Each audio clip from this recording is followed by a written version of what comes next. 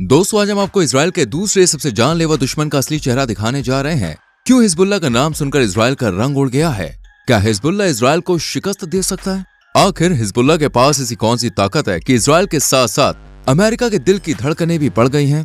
क्या प्लान है हिजबुल्लाह का? हिजबुल्लाह की अमेरिका और इजराइल से क्या दुश्मनी है? क्यों ये इन्हें तबाह करना चाहता है? क्या हिजबुल्लाह वाकई एक आतंकवादी संगठन है? अगर आप भी जानना चाहते हैं सारे सवालों के जवाब तो बस चिके रहिए हमारे संग वीडियो में एंड तक। आइए शुरू करते हैं दोस्तों आज की वीडियो।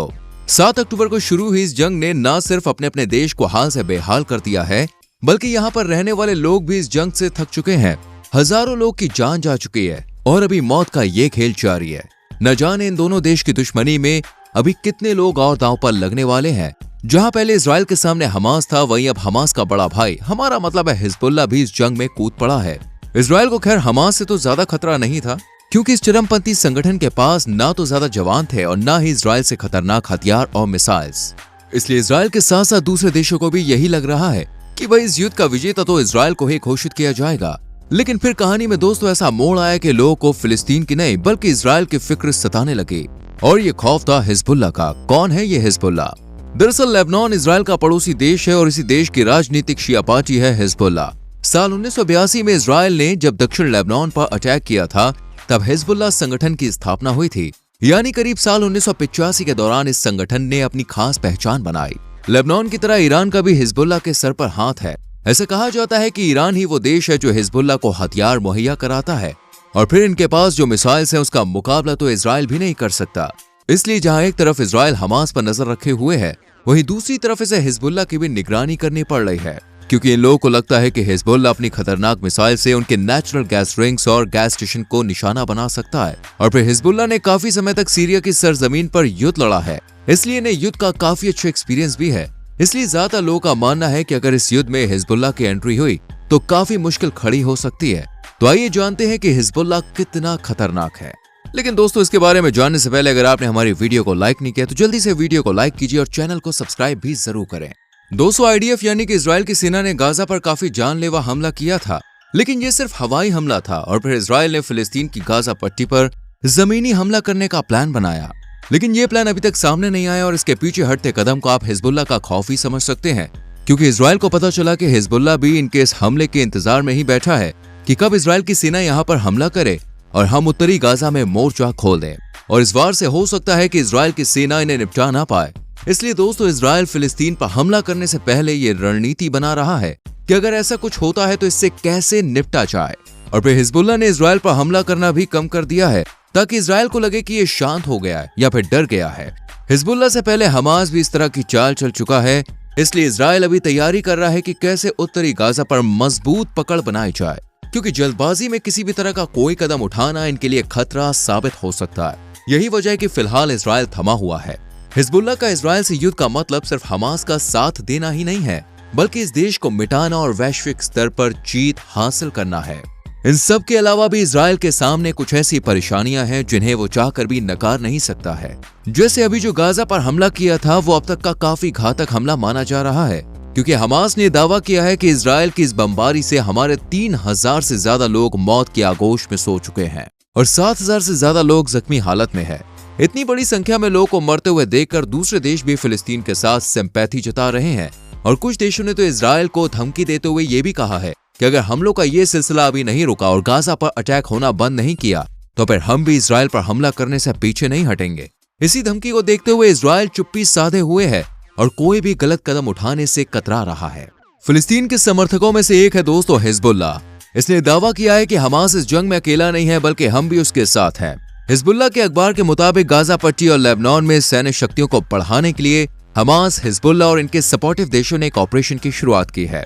इन लोगों ने सभी गुटों को एक साथ लाने और इजराइल को खत्म करने का प्लान बनाया है, जिसमें Hamas, Hezbollah, Iran, West Bank, Jerusalem, Arab और सीरिया को एक साथ जोड़ना है। ऐसा देखा गया है कि वेस्ट बैंक में कई सैन्य समूहों की स्थापना हुई है जो कि हमास से है और उनके साथ काम करने वाले समूह से जुड़े हुए हैं।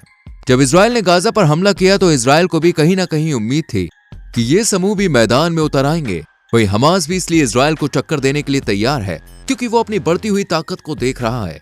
यही वजह है कि हमास, जो कि इजराइल से युद्ध में शायद कभी नहीं जीत पाता, वो 7 अक्टूबर से अभी तक इसके साथ मैदान में टिका हुआ है। आपको जान के हैरानी होगी दोस्तों, ये जुड़वा भाई हमास और हिजबुल्लाह जो कि एकता का सबूत दे रहे हैं, असल में ये दोनों ही एक दूसरे से काफी अलग है। जी हां, जहां हिजबुल्लाह शिया समुदाय से है, वहीं हमास एक सुन्नी संगठन है।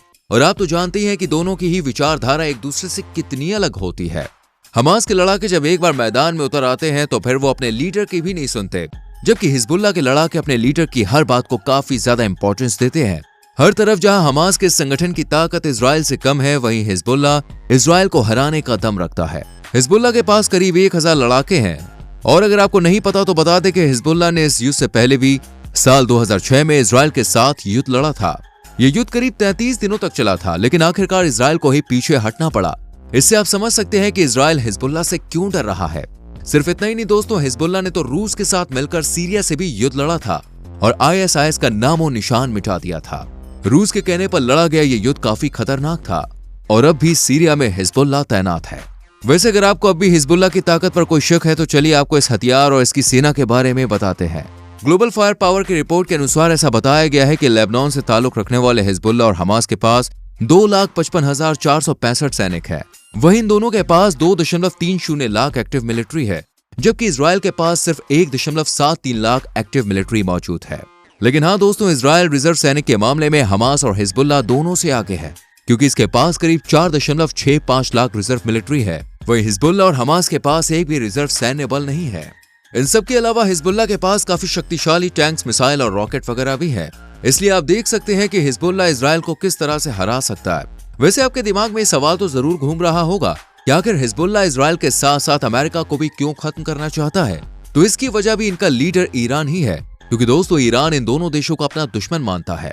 ऐसे में हिजबुल्लाह भी इन्हें अपना दुश्मन घोषित कर चुका है। जहां हिजबुल्लाह हमास के समर्थन में खड़ा है, वहीं अमेरिका भी इजराइल का साथ छोड़ने का नाम नहीं ले रहा, बल्कि इसने भी अपनी नौसेना का बैटल ग्रुप भूमध्य सागर में तैनात कर दिया है।